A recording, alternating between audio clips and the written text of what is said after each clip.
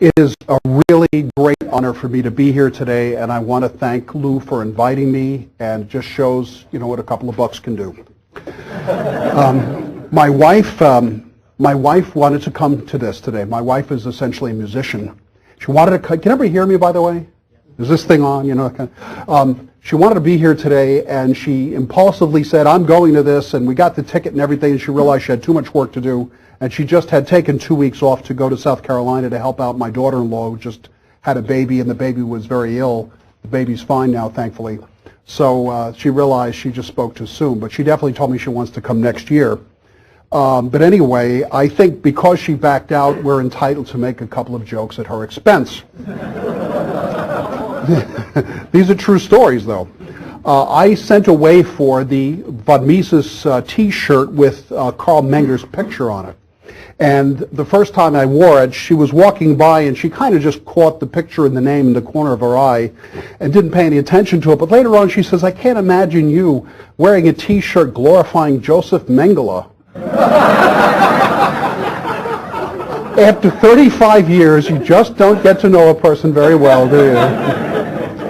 And the other story was, it was just the other night, the shirt is very soft and I'm a terrible sleeper. If everything isn't quite right, I just can't sleep. So the shirt's soft, I turn it into a nightshirt, I wear it to bed. So I'm getting into bed and she looks at me and she says, "You know, I can't really get used to a strange face getting into bed with you." So anyway, the original topic of the talk suggested by Lou was, why can't religious people understand the benefits of the market? And I thought that was a great idea, but since I'm a Catholic, cradle Catholic, I've studied under Catholics, and I'm into Catholic things, theology as well as economics and politics, I thought maybe if I just focused on the Catholic Church for a while, that would be much more appropriate for me to do. But nevertheless, the original topic will still come in here because I believe the other branches of Christianity are in fact affected by the same stuff. But unfortunately, the worst are the Catholics. Now let me turn this on. I put this up here kind of so you can find what shell the pea was under as we go through these things. I won't talk about absolutely everybody, but it's a very complicated thing. A few years ago, I gave a paper at the Austrian Scholars Conference entitled "The Intellectual Origins of Modern Catholic Social Teaching on Economics, an extension of a theme of Jesus Huerta de Soto." In that paper, I documented the hostility of many of the main Catholic writers in economics to the free market. I demonstrated their ignorance of basic economic theory. I showed that many of these writers were literary men, using extremely negative similes and metaphors to describe an economic system that they had already decided was evil. I showed that the church authorities themselves were hostile to the free market for two basic reasons. Firstly, they equated classical liberalism with the French Revolution and the bloody attacks of that event on the church. And secondly, the church's political power was being severely eclipsed in the 1800s, and this was blamed by the church authorities on liberalism in general, without distinguishing the various types of liberalism, nor looking at the economic theory separately from the anti-Christian attitudes of some liberal thinkers. Much to the chagrin of contemporary parroters of these attitudes, who equate them with official church teaching, the Catholic Church had been moving slowly toward an acceptance of the market. Even Pope Leo XIII, who was not really hostile to capitalism in general, made private property a natural right in the same way that John Locke did, in contradistinction to St. Thomas Aquinas, for whom private property was merely the most practical way to assure productivity. Pope Pius XI, who condemned communism and Nazism, nevertheless set back the trend toward the approval of the market when he wrote the following. The ultimate consequences of, by the way, he writes this in the 30s, the ultimate consequences of the individualist spirit in economic life are those which you yourselves, venerable brethren, the bishops, and beloved children, the believers, see and deplore. Free competition has destroyed itself. Economic dictatorship has supplanted the free market. Unbridled ambition for power has likewise succeeded greed for gain. All economic life has become tragically hard, inexorable, and cruel. Which just brings me back to my childhood. I came from a very wealthy family. My dad was a big accountant. My mother taught in the New York City school system, the highest paid teachers in the nations, and we didn't even have air conditioning. Today, I have a really low salary teaching at this small Catholic college, and I have central air and central heat, and we've got like 3 cars, and so I don't, I can't deal with this. Now, and of course, in a way, Pius can't be blamed for thinking this. The world was in the midst of the Great Depression, and no one at the time knew that it was caused, as Murray Rothbard and others have shown, by the various central banks and governments' manipulation of the currencies. Nevertheless, this attitude has been picked up by many Catholics who do not understand the development of doctrine, nor the idea that these specific economic and political theories are really outside the realm of ecclesiastical authority, which should ascertain the accuracy of its facts prior to making moral pronouncements about them. Slowly but surely, as I showed in that paper, the Church began to distance itself from these attitudes, until a break was made by Pope John Paul II in his encyclical Centesimus Annus. Now, I have it on the highest authority that Pope John Paul II, prior to writing Centesimus Annus, spent a whole day with Friedrich Hayek. This discussion with Hayek, as well as having a number of advisors in the writing of the encyclical, such as Michael Novak and Rocco Bottiglione, may account for the difference between this encyclical, not only from John Paul II's predecessors, but even from some of his own previous writings on the market. But in order to more thoroughly understand the tension in the thought of Catholics regarding the free market economics, it is necessary to examine more closely the nature and influence of the German historical school. Now, we Austrians know that the German historical school was the main theoretical obstacle to Karl Menger's attempt to advance a science of economics. And we can list the main tenets of this German historical school as follows. First, it was, this is my own distillation of it, you may have others. It based itself on the epistemology of Humean nominalism and skepticism. Therefore, it rejected natural law. In other words, it rejected human beings' participation in the common nature. Therefore, it rejected the possibility of a science of economics in favor of a mere historical explanation of economics in each country. Basically, it was just purely historicism. It sees each state as the only real unit, rejects the idea of the person, which you'll see later is very Hegelian. And therefore, it led to the idea of communitarianism and the organic state, and lastly, nostalgically yearned for the things of the medieval past to accompany the things in the last principle. So, for example, guilds and the emphasis on agriculture and that kind of thing. And this is why they are called romantic economists.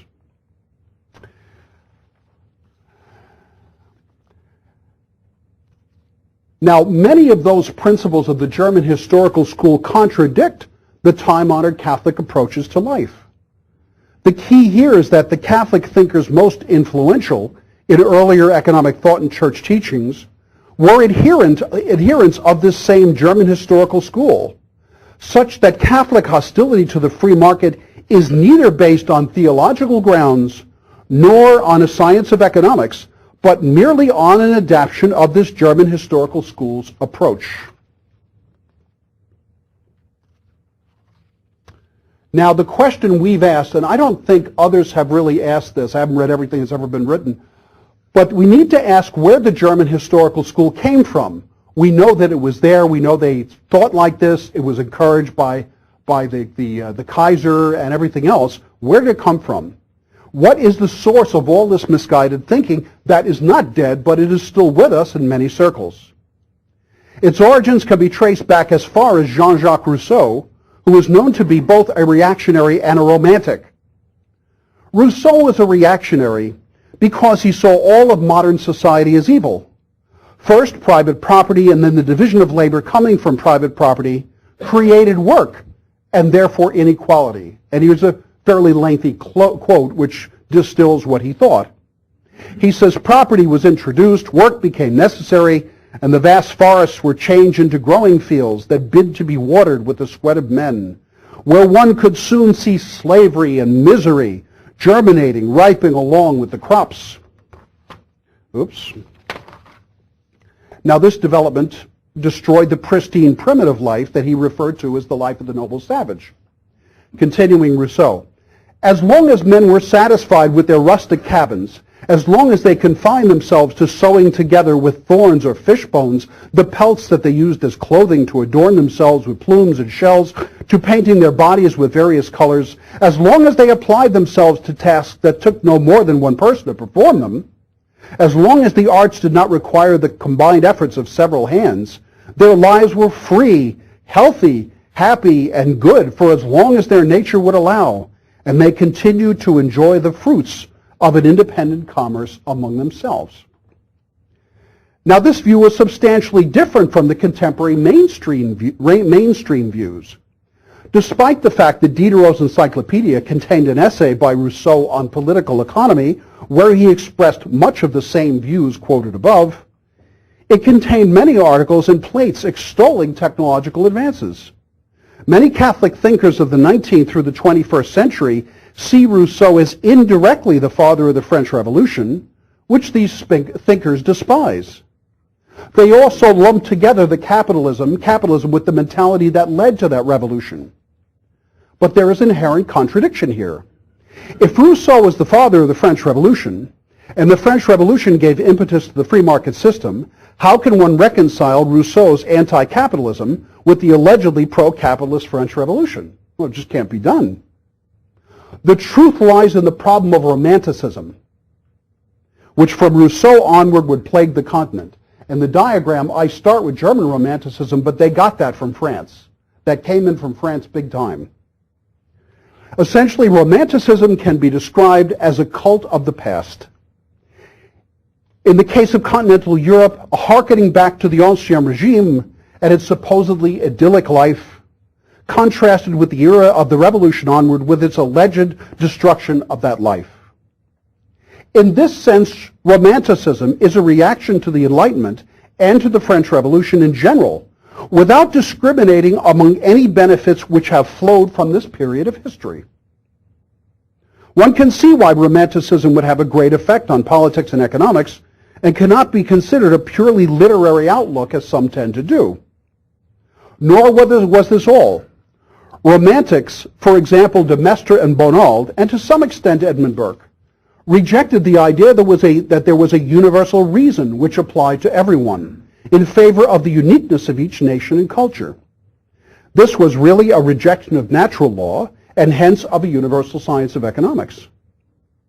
There was also an apocalyptic tendency in some of the German Romantic thinkers, which is especially noteworthy considering that Germany was the place where Romanticism had taken root the most. The French Catholics deplored the state of Europe after the Revolution, but contrasted that with, quote, what we all await. De Maistre rejoiced that the revolutionary fire, quote, had cleansed the place in preparation for the true architect. This is interesting, too, because I saw the same things in my town of Front Royal, Virginia, which is very much a Catholic town because of the college that's there, regarding Y2K. Because there were a lot of people who thought this was the end of the technological world as we saw it. They were thrilled about the idea, and they stocked their basement with all sorts of food because we were going to go back to a barter economy, and everything was to be the way it should have been. And these people were sadly disappointed. Not a light bulb went out around the world, if you remember. Now, the German Friedrich Schlegel picked up this idea of an apocalyptic return to medieval culture from de Maistre and spread it from Berlin with the aid of his brother and Schleiermacher, Novalis, Tieck, Hulsen, and Schelling. To the romantic expectations of the rebirth of medieval culture and economics must be added the contribution of Wilhelm Friedrich Hegel. Hegel believed in free exchange, but he also said that free exchange took place in civil society, and civil society is subject to control by the state. Trade would be controlled by the state for its own ends, which are not necessarily the same ends as the citizen. Not only is this a rejection of much economic law, but also it is the origin of the organic state, as well as economic nationalism. For Hegel, the perfection of the will of the world spirit is found in governmental edicts. If one takes out the reference to the world spirit, one arrives exactly at the view held by Heinrich Pesch, who's right up there in the top middle of the diagram, and other Catholic economic thinkers. And you see Heinrich Pesch, well, I'm going to talk about him later, but he influences Oswald Nell Brunning, he influences Leo XIII, and from there you have an influence on Pius XI, and hence that quote I read to you before. The reason for this control by the state, and also the view that all nations are unique, is seen in Hegel's conception of internal relations. The Hegelian doctrine of internal relations proposed that everything was an organic unity, such that one could not understand one aspect of, say, society on its own without understand all of the other aspects of that society together. This meant that one could not develop a science of economics. One could only speak of economics as it operated in the milieu of German, French, or English culture. There were no laws of human action that applied to people as people. Hence, the Hegelian influence on the German historical school predisposed it to see economics as the development of economic institutions in a purely factual or positivistic way, and not in any way connected with the universal laws of human action, or coming from a common human nature. Another Hegelian influence on the German historical school was the idea of the essential importance of agriculture. In his philosophy of right, Hegel holds that agriculture is the backbone of society. Well, you can kind of understand that in those days. You know, food was not as plentiful as it is today, and of course people relied on agriculture. You can understand that. But it was detached from the economic realities of whether and to what extent the agricultural component of society is a benefit to that society. Hegel considered agriculture as an estate and should in itself receive representation in the legislature. Like Catholic distributists of the early 20th century and of today, Hegel sees an almost mystical component in agriculture. This is what he says. The substantial or agricultural class, is another name for the agricultural class, has its capital in the natural products of the soil which it cultivates. A soil which is capable of exclusive private ownership and which demands formation in an objective way and not mere haphazard exploitation. I don't know what that means.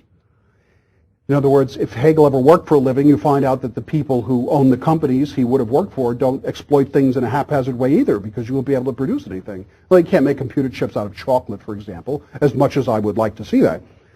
In the face of the connection of agricultural work and its fruit with separate and fixed times of the year and the dependence of harvests on the variability of natural processes, the aim of need in this class turns into provision for the future. But owing to the conditions here, the agricultural mode of subsistence remains one which owes comparatively little to reflection and independence of will, and this mode of life is in general such that this class has the substantial disposition of an ethical life, which is immediate, resting on family relationship and trust. So in other words, you can't have family relationship, trust, and ethical life unless you're in agriculture. Everyone else outside of agriculture obviously is evil. The real beginning and original foundation of states has been rightly ascribed to the introduction of agriculture along with marriage, because the principle of agriculture brings with it the formation of land and consequently exclusive private property. The nomadic life of savages who seek their livelihood from place to place brings back to the tranquility of private rights and the assured satisfaction of their needs. Along with these changes, sexual love is restricted to marriage, and this bond in turn grows into an enduring league inherently universal, while needs expand into care of a family and personal possessions into family goods. Security, consolidation, lasting satisfaction of needs, and so forth, things that are the most obvious recommendations of marriage and agriculture, are nothing but forms of universality, modes in which the rationality, the final end and aim asserts itself in these spheres. So like me, if you're not a farmer, it must be some kind of an anomaly that I have a nice family relationship, been married for 35 years, and I'm stable and everything else, yet I couldn't grow my way out of a paper bag. Interestingly enough, the focus on agriculture has become an almost full-time occupation of some Catholics through the rebirth of the idea of distributism, originally begun in England by Hilaire Belloc, whose dates were 1870 and 1953, and his adherents such as Father Vincent McNabb, whose dates are 1868 and 1943. A new publisher, IHS Press, and I hate to give them publicity, has been started and pompously proclaims that Catholic social teaching has been dormant these many years. but has now been resurrected through their distributous publications. Quote, the editors are firmly convinced that the wisdom of Catholic social thought is today largely a buried treasure, untapped and almost wholly neglected. So all the work that myself and others have done in this field just doesn't exist, or something like that. From this romanticism, the German historical school derived the idea of the corporate state. The emergence of corporatism was, with romanticism, a reaction to the development of liberalism in the classical sense, industrialism, and sought to reintroduce the alleged harmonies and organic moral order of the medieval period prior to industrial society. This would be accomplished by establishing quasi-public state-licensed intermediate bodies in each industry subject to government control. Each body would be composed of organizations of employers and employees. Industry-wide economic decisions would be made within each corporate body subject to state approval, which would assure those decisions were in the national interest. Now, this idea, brought up by people like Spahn and that kind of people, influenced Pesch. Leo doesn't bring this up.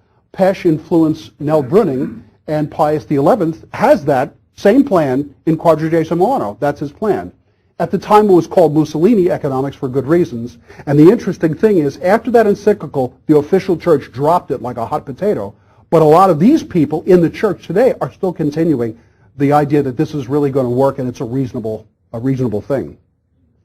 Now, the reason for this type of arrangement conformed to much that has already been discussed, with the addition of the notion that these thinkers saw competition as evil, and therefore it must be limited. Corporatism believes the market to be chaotic. How many times have you heard that? The chaos of the market. Self-interest to be identical with selfishness. And workers automatically paid subsistence wages by greedy capitalists unless given official representation in the corporatist bodies. Again, very faulty economic theory here. Hegelian notions of benevolence, in a sense, omniscience of the state, are seen in corporatist theory. By the time we get to the thought of Heinrich Pesch, whose dates are 1854 to 1926, and his Lehrbuch der Nationalökonomie, which is 5 volumes published between 1909 and 1926, touted on one website by a non-economist whom I happen to know as the world's greatest Catholic economist, Catholic economic thought has already imbibed a great deal of Romanticism, Hegel, and the thought of the German historical school and corporatism. Now, there are some common roots here with Nazism. At this point, let us return to the thought of the socialist Ferdinand Lassalle, who's right there next to that German Romanticism thing. He was quoted as an economic authority by Bishop von Kettler. See that guy right above Lassalle? He was quoted as an economic authority. He says, so he was absolutely right about all this stuff. Lassalle and Marx were on the same team for a time, but broke over the method by which each saw that socialism had to come about. While both of these men were German, Marx was an internationalist. He believed in a spontaneous industrial worldwide revolution and saw government as essentially an employee of the moneyed interests. The state could never be trusted to aid in a revolution until after the overthrow of the capitalists by the proletariat. The state apparatus would then be used by the now empowered workers to wipe out the last vestiges of capitalism and bourgeois class consciousness. As this is accomplished, the state withers away. Lassalle, on the other hand, believed that government was the main method that should be used to install socialism in society. Mises characterized Lassalle's thought as follows, quote, he proclaimed the gospel of class war. The progressives, as representatives of the bourgeoisie, he held were the mortal forces of labor. You should not fight the state, but the exploiting classes. The state is your friend. Of course, not the state governed by Herr von Bismarck, but the state controlled by me, Lassalle. Since, however, Lassalle and Bismarck opposed the progressives, they became allies, and they even met secretly. Quote, again, Mises, they both aimed at supreme power in Germany. Neither Bismarck nor Lassalle was ready to renounce his claim to the first place. Yeah, evidently they plotted together to work this out, and Lassalle was hoping that somehow Bismarck would vanish and he would get the job. Talk about romanticism. But the fact that Lassalle died at the young age of 42 in a duel in 1864 did not quell the movement toward the Lassallean plan. Bismarck knew that the proletariat made better monarchists, and he would use them against the liberals and the parliament. The fact that Bismarck installed a state socialist system demonstrates this point. But Lassalle's influence goes way beyond this immediate historical period. And again, this is von Mises again. Lassalle's brief demagogical career is noteworthy because for the first time in Germany, the idea of socialism and Etatism or statism appeared on the political scene as opposed to liberalism and freedom. Lassalle was not himself a Nazi, but was the most eminent forerunner of Nazism and the first German who aimed at the Führer position. He rejected all the values of the Enlightenment, a key point for our discussion, and of liberal philosophy, but not as the romantic eulogists of the Middle Ages and royal legitimism did. He negated them, but he promised at the same time to realize them in a fuller and broader sense, again back to Romanticism. Liberalism, he asserted, aims at spurious freedom, but I will bring you true freedom. And true freedom means the omnipotence of government. It is not the police who are the foes of liberty, but the bourgeoisie. The state is God. Water time.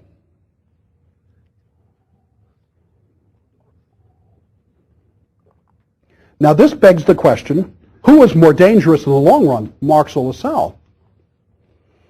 There never was a spontaneous Marx-type revolution since he wrote the Manifesto in 1848. If I could turn my page. Lenin revised Marx's theory into a state socialist theory more similar to Lassalle's than to Marx. Stalin, Mao, and Castro became socialist dictators, self-appointed spokesmen for the working class, installing their version of socialism from the top down in the best Lassallean tradition. But the United States has not escaped the influence of Lassallean thought. Ever since the progressive era, it has been widely assumed that an all-knowing, all-virtuous government has had the interests of the ordinary worker at heart. How many professors did we have in college who thought that? I think we all have. The progressive movement was actually a congeries of movements which had the following principles in common. Repudiation of the free market economy, concern for the underprivileged, popular control of government, employment of the process of government for the purpose of bringing industry under popular control. These motives are stated almost identically by the famous Jesuit theologian, political theorist, Father John Courtney Murray, S.J. And while these ideas will be discussed some other time, suffice it to say that they were not scientific economic notions, but stem from the assumptions of Lassalle and the German historical school. Now, two things I'd like to add in this spot. You see, good. The first of all is the influence of Carl Schmitt. Carl Schmitt was a Catholic and a jurist and a political legal theorist at the time. And he took what was called the Führer principle and developed it to a high pitch. The Führer principle essentially said, and by the way, this was an attack on the chaos of parliamentarism in the market, parliamentarianism in the market. He essentially said that every country has to have a leader, a Führer, who represents in himself the interests and the thoughts and the hopes and dreams of all of the people. And ultimately, even if you do have a parliament, he still makes the final decisions, and he doesn't really have to listen to anything else in the society. Well, this is exactly the same as Rousseau's legislator, the guy who declares what the general will is. This is exactly the same. So you go from the romanticism of Rousseau all through this other stuff until you get the romanticism of the Führer principle of Carl Schmitt, who was a devout Catholic, you see. The second thing is this. When Hitler wanted to get his emergency powers through after the Reichstag fire, he didn't have the votes. I guess you had to have a 2/3 vote to change the Constitution to give him all these emergency powers. He needed 21 votes. Who did he get the votes from? The Catholic Center Party, because he promised not to persecute them. So they said, okay, here. Now, hindsight, of course, is 20/20. Maybe they didn't think that anybody could be as bad as he eventually wound up being. But there you go. So in other words, the Catholics, coming from this whole tradition, actually, gave Nazism a big oomph. Now what I'd like to do, and the final part of my talk, is just to move a little bit to the philosophy of John Paul II when he was a philosophy professor. And this appears, if you haven't read it, and it's not an easy book to read, but this appears in his book, The Acting Person. And it's interesting. Mises writes human action, he writes the acting person. Now, this is not a treatise on economics. It's just a treatise on philosophy. But it's very, very interesting because you can see here that Karol Wojtyła and Ludwig von Mises were taking the philosophical currents of the time and basically, withdrawing from them the same perspective on human nature, which one of the nice things about the Austrian school is that it is very philosophical. It has within it the seeds of understanding real people and what they really are instead of some fabrication. Wojtyła, on one hand, is an Aristotelian Thomist, and on the other hand, he's a phenomenologist. And because of this, he's very good at combining metaphysics and ethics. He says people are understood through action. People are understood through action. There are 4 points, I guess, he makes in this book. He says in human experience, not only in human experience, we experience not only sense perceptions, but we experience things and people, and those are 2 parts of the world. Language discloses something of our reflected experience to others and vice versa. So in other words, they can't see our thoughts and feelings, but we can disclose them to other people. The subject of action is the human person. And we can know ourselves as a subject of action by kind of maintaining an objective distance from ourselves. And this is very similar to what Smith had said in his theory of moral sentiments. There's an objective judge in our own life which looks at what we're doing and makes moral judgments. Man also has self-possession, self-governance, and self-determination. Possession, I don't want to go through all the meanings of the terms. I just want to get to the key of it. Possession means that a person's actions flow from his authority over himself. Flow from his authority over himself. And he says flights of fancy, imaginary utopias, or worshiping the past, or things like that, is a flight from that self-possession. This is the same thing you find with drug addiction or alcohol addiction. That's kind of fascinating that he's really equating the romantics with drug addicts and alcoholics. Now, if a person is self-possessed, they are also self-governing. And this is man's distinctive property. The purpose of self-governance is to order one's actions to his existential ends. In other words, you order one's actions to the things that your nature is supposed to be doing or supposed to be enhancing. Now, for example, I can drive my car off a cliff and kill myself, but that doesn't enhance my nature. So I'm supposed to have self-possession and self-governance to do things that enhance this nature of mine. Now here is where man acts come in. Man acts are rulership over the dynamic energy of one's being. It has self-control, control over your passions and desires. Self-governance is related to your life decisions. Self-governance and divine governance are related since man is the only being whose existence is willed for its own sake. And true freedom exists in this self-governance. So self-governance now makes possible self-determination. You say, I will to do something, or I may, but I will not do it. I don't will to do it, etc. The person acts with self-awareness. He wills what exactly exists. You can't will what can't or won't exist. And the will is decisive in each of these cases. Now, there's a difference between act and action in his thought. An act is mere thinking. And I'm not sure, I don't speak Polish, I don't know Polish, so I don't know what word exactly uses for that, but that's the way it's translated. So then an act is mere thinking. But an action is actually doing something. So mere thinking really has no meaning. Like you say, talk is cheap. Well, thinking is cheap.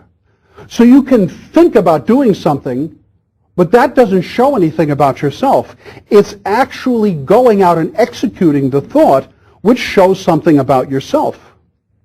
When a person does an action, the world is permanently changed. even if it's a small action that can't really be measured, the world is permanently changed. And in doing an action, you actualize your nature. You actualize your nature. It fleshes out what we really are. You know, for example, you have, say, a 5-year-old.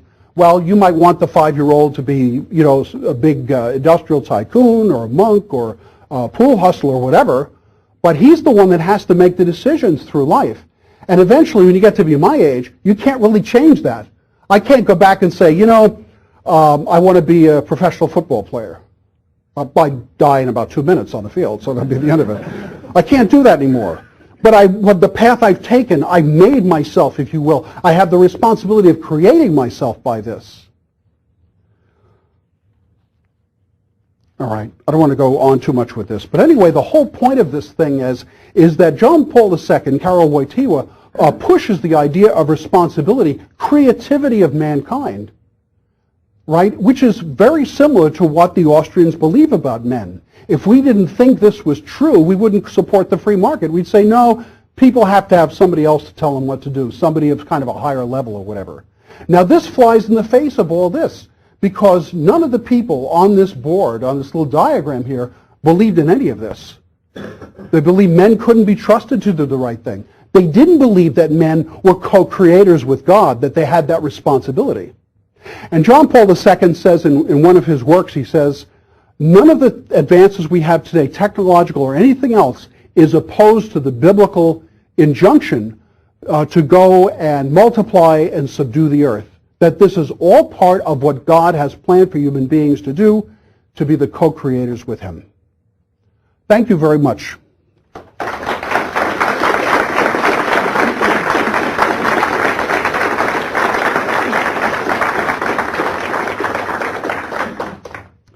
Questions? Do we do questions? Or yes, sir.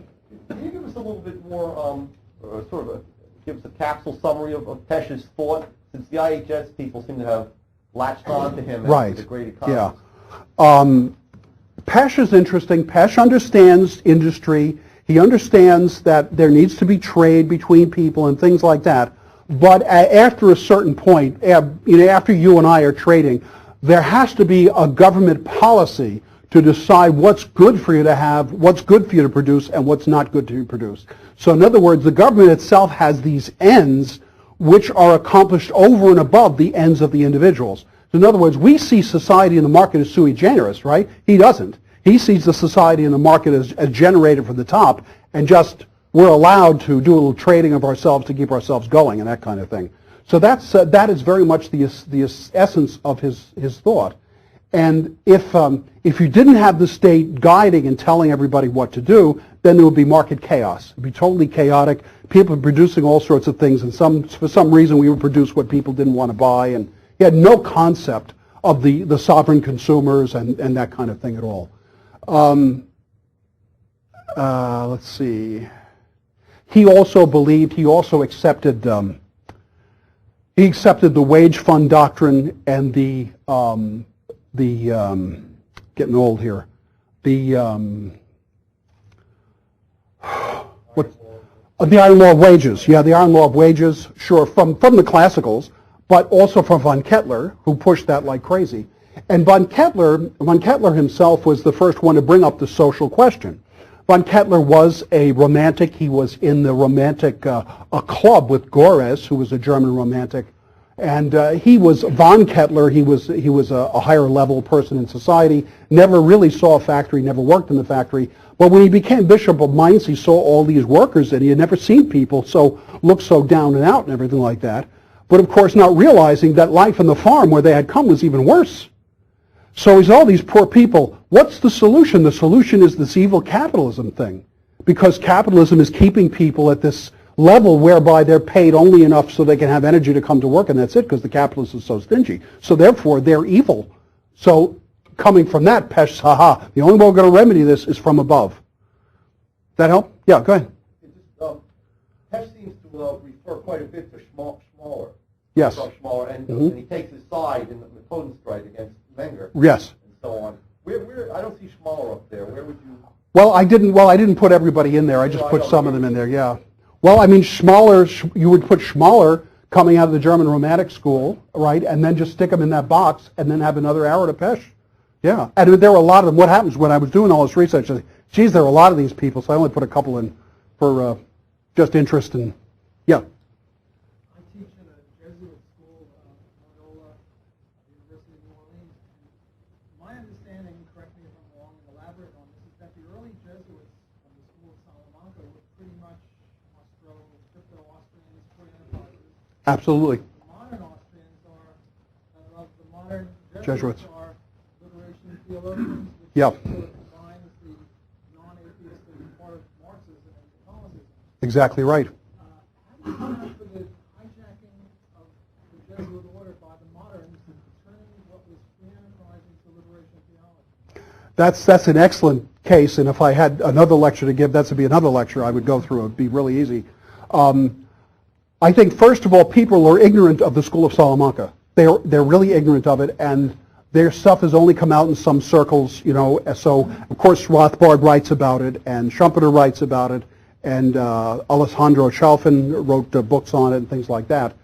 But they are really ignorant of it. And the other thing is, the Jesuits are interested more in what these guys have to say because they see these guys as Catholic.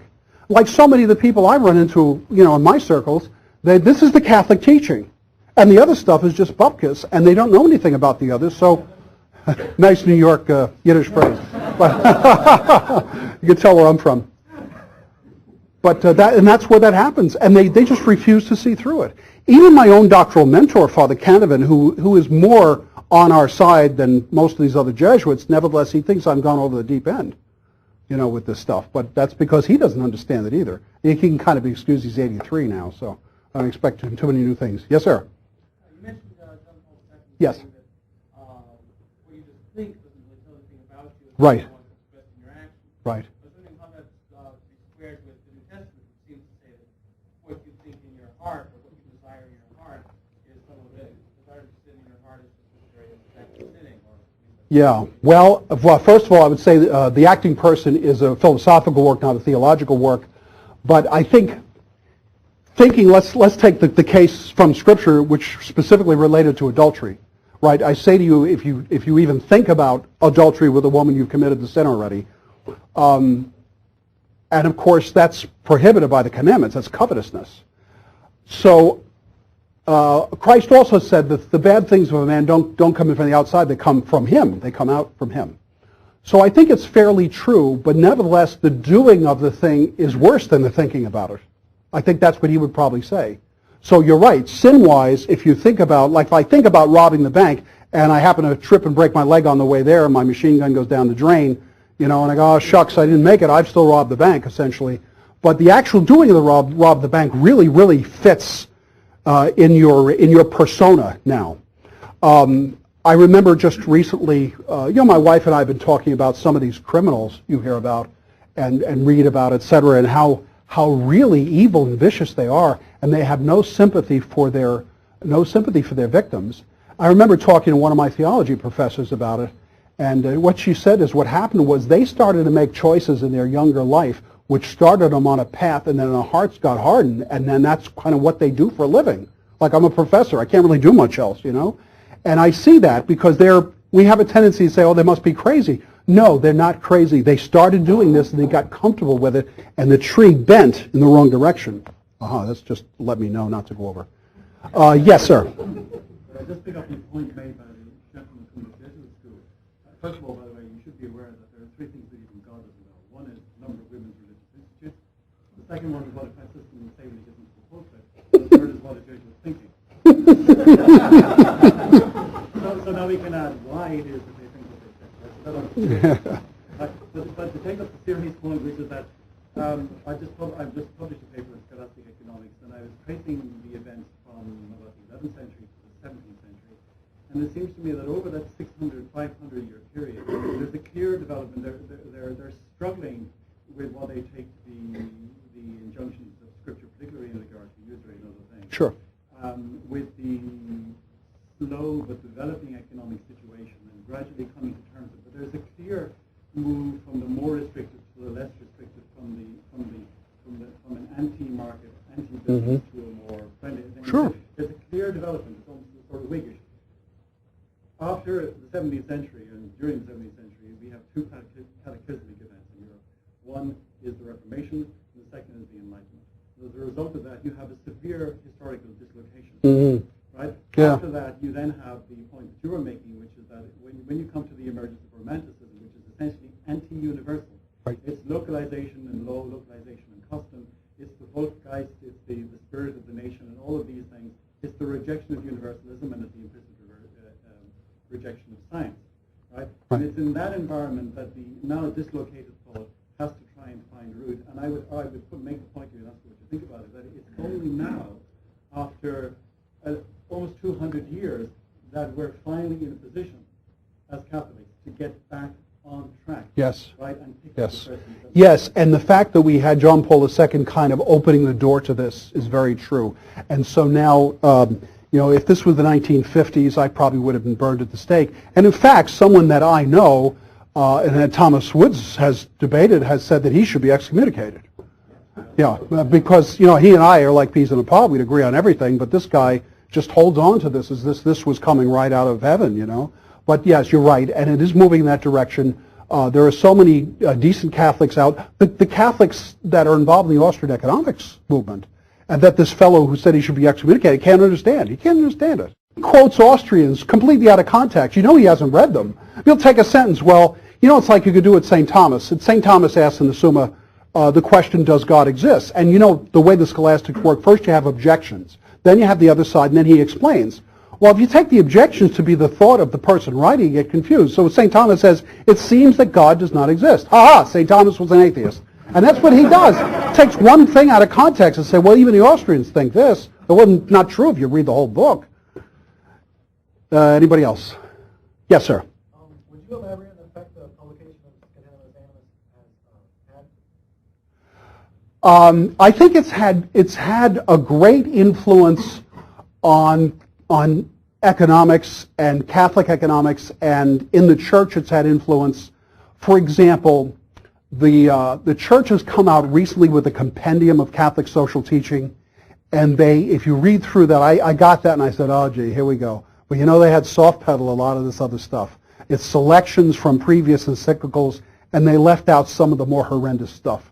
So if you look, you see the modern stuff is very market friendly, and they put the things in the past that were more market friendly and ignored the hostile type of thing. So that's working out there. Then there's this encyclopedia of Catholic social teaching, and if you go to the article on capitalism, it's written by a Benedictine priest. I don't know what his background is, so I don't know him. But everything he says is really market friendly until he gets to the United States, and then he picks up Monsignor New Deal. What was his name? Monsignor John Ryan. He picks up on him, and all of a sudden it turns socialist, as if John Ryan was like the Pope. So, they really don't know what they're doing. But the fact that the first part of that article, the first 2/3 of it, was very market-friendly and actually quite true with what he said there, is a positive thing, I think. I just wish I had written it, that's all. Yes, sir. Would you like to comment on the growth of John Paul II's ideas between Solicitudo Socialis and Solicitudo Rei Socialis, yeah. 10 years before. Yes. Yes, I first read that and I was totally disgusted with it. Not that there's not some truth of things in there, of course. It's fairly long, so my wife would say a stop clock is right twice a day. But it was very market hostile in there. And he basically was parroting this, or stuff that had gone before, which is weird because of his philosophical background, he knew better, but it may be that he felt, as a relatively new pope at the time, that he had to continue in that hostile tradition. But again, I think the watershed period was what he met with Hayek, and I think Hayek straightened him out, and that's why Synthesis was essentially different than that previous encyclical. Unfortunately, people still quote that other one. So, but it's very interesting that even popes can develop, and these things, remember, are not related to the theological directly. They're not pronouncements on the meaning of scriptural passages or saying, well, does the Trinity have 5 or 6 persons in it or anything like that. It has nothing to do with that. These are the church's reflections on moral aspects of social life. And it's interesting because in Centesimus Annus he says the church has no models to offer. Good, because in the past they were offering models. And finally, they now have dropped that, and I hope that continues. Now, however, I do have to say, the new Pope, Benedict XVI, has written a very fine encyclical called Deus Caritas Est, God is Love. But in there, he has a little bit of social theory part, and he praises von Kettler. He doesn't say anything specific about him. He says just the wonderful writings of people who've been concerned about the working poor, etc., like Bishop von Kettler. And I go, oh, geez. So, is he giving lip service? I don't know. I don't know. One more question. Okay, last question. Okay. Okay, last question. Could you give your views on Michael Novak's contribution to this field? Yeah, I think Novak, if you stick to his economics, he's made a wonderful contribution, because he is another one who has thoroughly explicated why understanding and accepting a free market is totally consistent with Catholicism. And the fact is, we would all agree in this room, in fact the Ten Commandments is on the von Mises Institute emblem, that you have to have a moral society in order to have a functioning market. You have to be able to trust people. If you can't trust them, you know, and if the government is corrupt, well, that's kind of like redundancy. But if there isn't some stable rule of law, and if you can't trust people to, or at least courts say, to give you a fair shake or whatever, and everything's run by bribery, then you can't have a functioning economic system. So you go to a lot of these Middle Eastern countries, and the only kind of stores you see are little stands on the side of the road where some guy sells the pots that his wife is currently at home making out of clay. He'll sell those pots and goes home, but he can't make any contracts for any long-term deals because nobody can be trusted. So you have to have this moral basis, which is kind of nice, the way the market flourished in the West, because we already had that. And now, if we lose that, which is another subject, if we lose that, then it's going to be more difficult to run a market.